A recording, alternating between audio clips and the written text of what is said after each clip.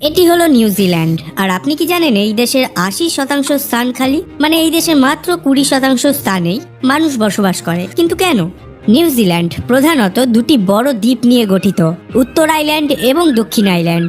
এই দুটি দ্বীপ যথাক্রমে পৃথিবীর ১২ ও ১৪তম বৃহৎ দ্বীপ। এছাড়াও ৭০০টি ছোট ছোট দ্বীপ নিয়ে গঠিত নিউজিল্যান্ড দেশ, এবং এই দেশটির আকার ইউনাইটেড কিংডমের থেকেও কিছুটা বেশি। এই দেশের আবহাওয়া খুবই সুন্দর, গ্রীষ্মে হালকা গরম এবং দীর্ঘমেয়াদী শীতকাল। কিন্তু শীতকালেও খুব বেশি শীত অনুভব হয় না, অর্থাৎ শীতকালটিও এখানে বেশ আরামদায়ক। এছাড়াও এখানে প্রচুর পরিমাণে বৃষ্টিপাতও হয়। দেশটি ভীষণ সুন্দর প্রাকৃতিক সৌন্দর্যে পরিপূর্ণ। কিন্তু তা সত্ত্বেও কেন এই দেশের ৮০% অঞ্চলে মানুষ বসবাস করে না? নিউজিল্যান্ড ভারতবর্ষ থেকে প্রায় ১৬,০০০ কিলোমিটার দূরে অবস্থিত। দেশটি প্রশান্ত মহাসাগরে অবস্থান করে। এর পূর্বে রয়েছে অস্ট্রেলিয়া ও তাসমান সাগর।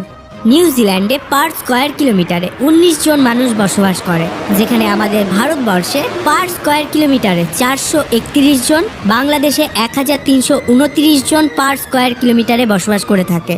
অর্থাৎ বুঝতেই পারছেন নিউজিল্যান্ডের জনসংখ্যা তুলনামূলকভাবে অনেক কম। ইউনাইটেড কিংডমের থেকেও বৃহৎ এই দেশটিতে মাত্র ৫০ লক্ষ মানুষ বসবাস করে।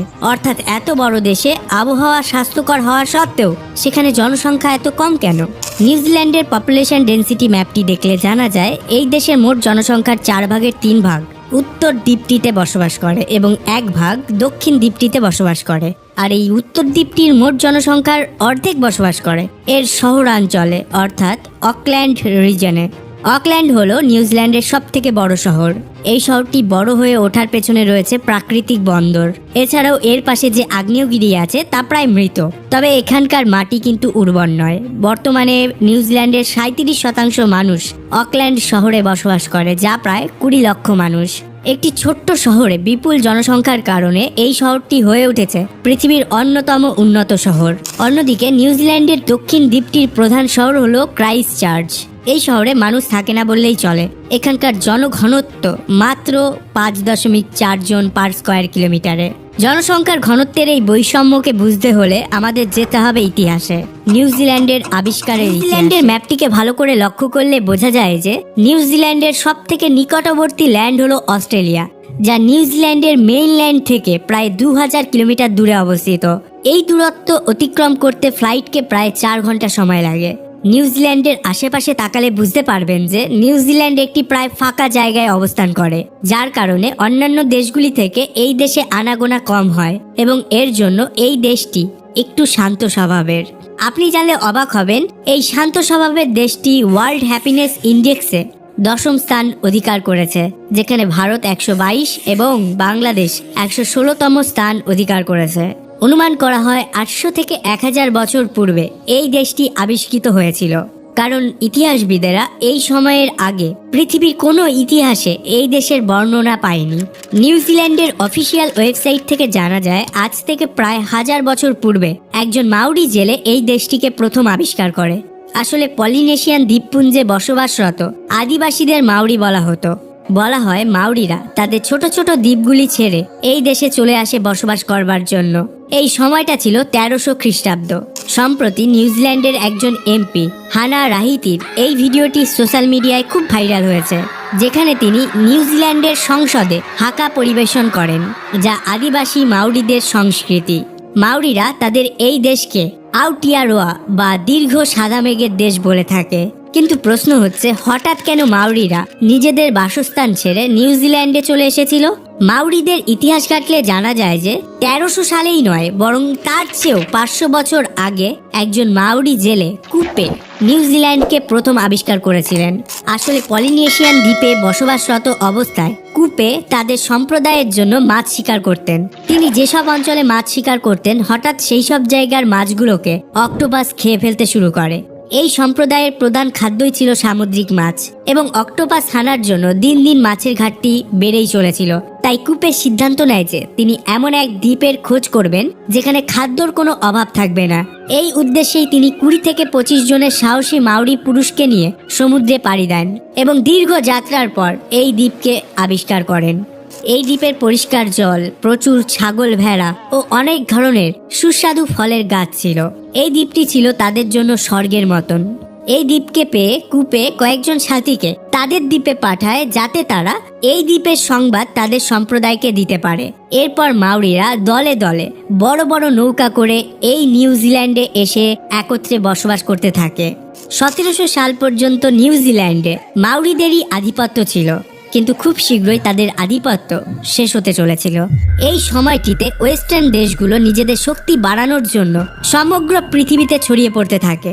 তারা নতুন নতুন দেশ আবিষ্কার করে এবং সেই দেশগুলোকে নিজেদের নিয়ন্ত্রণে এনে উপনিবেশ তৈরি করে শোষণ চালাতে শুরু করে।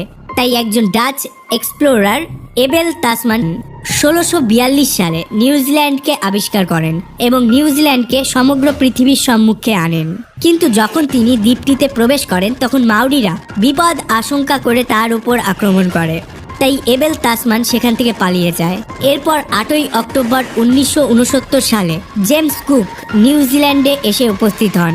এরপর মাউরি ও কুকের বাহিনীর সাথে লড়াই শুরু হয়ে যায়। এই লড়াইয়ে অনেক মাউরির মৃত্যু হয়, কিন্তু কুককেও ফেরত যেতে হয়, কারণ কুকেরও অনেকজন সৈন্য গুরুতর আহত হয়েছিল। তবে কুক এই স্থানের একটি ডিটেলড ম্যাপ তৈরি করে ফেলে ফেরত যাওয়ার সময়। 1800 শতকে ইউরোপ আবার নিউজিল্যান্ডে আসে এবং মাউরিদের সাথে খুবই বুদ্ধির সঙ্গে চুক্তি করে।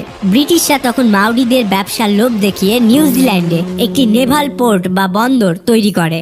1840 সালের 6ই ফেব্রুয়ারি ব্রিটিশ ক্রাউনের কনসাল হিসাবে ক্যাপ্টেন উইলিয়াম হবসন এবং নিউজিল্যান্ডের উত্তর পূর্বের মাউরি প্রধানরা একটি চুক্তি স্বাক্ষর করে। এই চুক্তিকে ট্রিটি অফ ওয়েটাঙ্গাই বলা হয়। এই চুক্তি অনুযায়ী নিউজিল্যান্ড অফিসিয়ালি ইউরোপ ও ব্রিটিশ এম্পায়ারের অংশ হয়ে যায়। চুক্তি স্বাক্ষরের সময় মাউরিদের জনসংখ্যা ছিল 2 লাখ, কিন্তু পরবর্তী 100 বছরে এই জনসংখ্যা বৃদ্ধি পাওয়ার স্থানে কমে 40,000 হয়ে গেছে। জনসংখ্যার হ্রাস পাওয়ার পেছনে আসলে দুটি কারণ ছিল। প্রধানত ইউরোপিয়ানরা যখন এই দেশে আসে তখন তাদের সাথে তাদের দেশে রোগগুলোকেও নিয়ে আসে। এই রোগগুলিকে মোকাবেলা করবার জন্য যে ইমিউনিটি বা অ্যান্টিবডি দরকার ছিল সেগুলি মাউরিদের শরীরে ছিল না, কারণ মাউরিরা এর আগে হাজার হাজার বছর ধরে বিশ্বের আড়ালে ছিল এবং তারা সবসময় তাদের অনুকূল পরিস্থিতির মধ্যেই ছিল, যে কারণে বহির্বিশ্বের সাধারণ রোগগুলির জন্য অ্যান্টিবডি তাদের শরীরে কখনো তৈরিই হয়নি। আর এর ফলেই প্রচুর মাউরিরা ভীষণ অসুখে মারা যেতে থাকে। এই কারণেই ভারত সরকার নর্থ সেন্টিনেলিজদের সাথে কোনো জনসংখ্যা হ্রাসের দ্বিতীয় কারণ। 1900 শতক আস্তে আস্তে নিউজিল্যান্ড একটি বিশৃঙ্খল এবং যুদ্ধপ্রবণ স্থান হয়ে ওঠে। চুক্তি স্বাক্ষর হওয়ার মাত্র 5 বছর পরেই ইউরোপ ও লোকাল মাউরিদের মধ্যে জমির মালিকানা নিয়ে যুদ্ধ শুরু হয়ে যায়। এই যুদ্ধ প্রায় 40 বছর ধরে চলে। এই যুদ্ধেও প্রচুর মাউরিরা মারা যায়। মাউরিদের প্রায় সব বড় বড় নেতারা এই যুদ্ধে মারা যায় এবং ধীরে ধীরে মাউরি মুভমেন্ট থেমে যায়। শেষমেশ 1881 সালে গিয়ে এই যুদ্ধ থামে, কিন্তু 1852 সালে চার্লস রিং নামক একজন তাসমেনিয়ান নিউজিল্যান্ডের দক্ষিণ দ্বীপে সোনার খনি আবিষ্কার করেন। ইউরোপিয়ানরা এই সোনা খনন করে নিজেদের দেশে নিয়ে যেত, সেই জন্যই তারা কোনো মতেই এই দেশ ছাড়তে চাইছিল না। তাই তারা মাউরিদের সাথে চুক্তি করে যাতে দেশটিতে শান্তি অবস্থান করে। এই চুক্তির দরুন শিক্ষার বিকাশ ঘটিয়ে লোকাল মাউরিদের শিক্ষিত করে তোলা হয়। এইভাবে নিউজিল্যান্ডে কিছুটা শান্তি ফিরে আসে এবং দেশের বিকাশও ঘটতে থাকে। কিন্তু এত কিছুর পরেও কেন নিউজিল্যান্ডে 80% জমি ফাঁকা পড়ে আছে এবং কেনই বা নিউজিল্যান্ডের বেশিরভাগ মানুষ উত্তর দ্বীপে বসবাস করে? আসলে দক্ষিণ দ্বীপটি খুবই প্রাকৃতিকভাবে অনুকূল। এখানে রয়েছে উত্তর আলপস পর্বতমালা। এই স্থানে কোনো রকম কনস্ট্রাকশন করা অসম্ভব, এমনকি খুব বেসিক কনস্ট্রাকশনও যেমন রাস্তা তৈরি করাও ভীষণ কঠিন ব্যাপার। এই দ্বীপের মাটিও ভীষণ রুক্ষ এবং শুষ্ক, যার জন্য এখানে চাষাবাদও সম্ভব নয়। এই দেশে চাষাবাদ হয় না বললেই চলে, কিন্তু প্রকৃতি নিউজিল্যান্ডে একটি বর দিয়েছে, আর সেটা হলো প্রচুর খোলা ঘাসে ঢাকা জমি। আর এই জমির উপরেই নির্ভর করে নিউজিল্যান্ডে গড়ে উঠেছে অর্গানিক ফার্মিং। নিউজিল্যান্ড পৃথিবীর সব থেকে বড় মিট, মিল্ক, ডায়েরি প্রোডাক্টের সাপ্লাইয়ার। এখানকার গবাদি পশুর সংখ্যা 3.5 কোটিরও বেশি। নিউজিল্যান্ডের প্রোডাক্টের কোয়ালিটিও ভীষণ উচ্চ স্তরের। নিউজিল্যান্ডে উৎপাদিত 95% মাটন, ভেড়ার উল, দুধ ও মিল্ক প্রোডাক্ট বহির্বিশ্বে এক্সপোর্ট হয়। 2019 সালে নিউজিল্যান্ড শুধুমাত্র মাংস বেচেই $46 বিলিয়ন ইনকাম করেছিল।